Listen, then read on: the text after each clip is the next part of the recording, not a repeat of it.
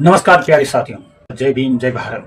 आज मैं आपको एक ऐसे सवाल पूछना चाहता हूँ, ऐसे सवाल के बारे में जिक्र करना चाहता हूँ जो दिल के अंदर आपको झकझोर कर देगा। अगर आपकी बेटी बन या माँ सिर्फ इसलिए स्कूल जाने से उनको रोक दिया जाता है क्योंकि वह लड़की हैं, तो आपको कैसा लगेगा? दोस्तों, आज हम बात करने वाले हैं अफगानिस्तान में महिलाओं के शिक्षा के अधिकार की, जो उनसे जबरन छीन लिया गया है।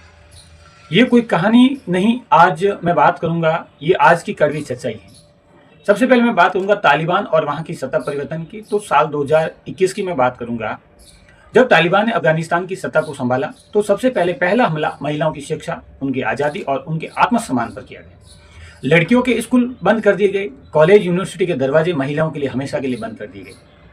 शिक्षा का डर क्यों है, तालिबान को समझने का प्रयास करते हैं। अब मैं कहना चाहूंगा, तालिबान जानता है कि शिक्षा इंसान को सोचने की ताकत देती है, सवाल पूछना सिखाती है और अन्याय के खिलाफ लड़ना सिखाती है। पढ़ी लिखी महिलाएं कभी गुलाम नहीं रह सकती हैं।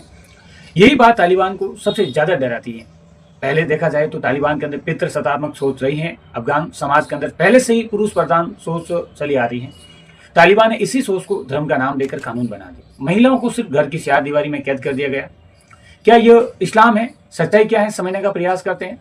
सबसे पहले अपन जानने का प्रयास करते हैं कि सबसे बड़ा सवाल क्या है, क्या ये इस्लाम है? नहीं दोस्तों, बिल्कुल नहीं, ऐसा बिल्कुल नहीं है। इस्लाम का पहला संदेश क्या कहता है? इस्लाम का पहला संदेश कहता है कि इकरा, इकरा का मतलब होता है पढ़ो। इस्लाम में शिक्षा पुरुष और महिला दोनों के लिए अनिवार्य है। तालिबान ये फैसला धर्म के आधार पर नहीं बल्कि एक राजनीति षड्यंत्र के आधार पर कर रहे हैं। इतिहास के अंदर इनकी झलक की बात करते हैं तो दोस्तों समझने का प्रयास करते हैं। 1996 से 2001 तक हम तालिबान के अंदर लड़कियों की शिक्षा पूरी तरीके से बंद कर दी गई। 2001 से 2021 तक लाखों लड़कियां स्कूल गई थी, वहां पर शिक्षक बनी, डॉक्टर बनी, इंजीनियर में। 2021 के बाद फिर अंधकार लौट आया और वहां पर पुनः इस शिक्षा को बंद कर दिया गया, बैन लगा दिया गया। आज अफगानिस्तान में लाखों लड़कियां घरों में कैद हैं, बाल विवाह बढ़ रहा है, मानसिक अवसाद फैल रहे हैं। जबकि अपन बात करते हैं ना, तो देश का भविष्य खतरे में पड़ रहा है। सबसे इंपॉर्टेंट बात यह है। आगे मैं बात कर लूँगा, समाज पिछड़ रहा है। अंतर्राष्ट्रीय प्रक्रिया की बात करते हैं तो अंतर्राष्ट्रीय प्रतिक्रिया क्या आ रही है?